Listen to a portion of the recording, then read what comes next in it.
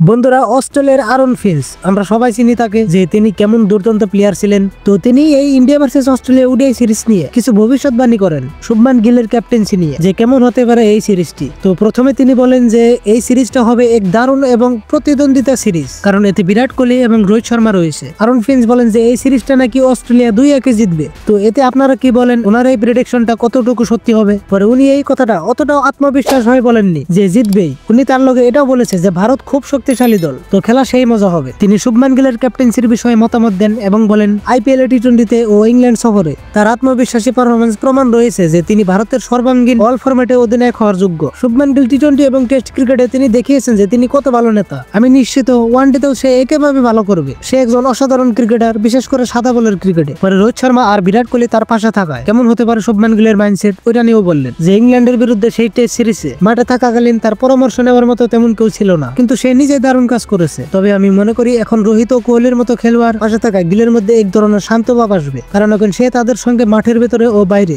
Idea ভাগাভাগি করতে পারবে যে কিভাবে দলটিকে সামনে এগিয়ে নিয়ে যেতে হবে তা নিয়ে। তারা দুজনেই দীর্ঘদিন ধরে এই দলের গুরুত্বপূর্ণ অংশ।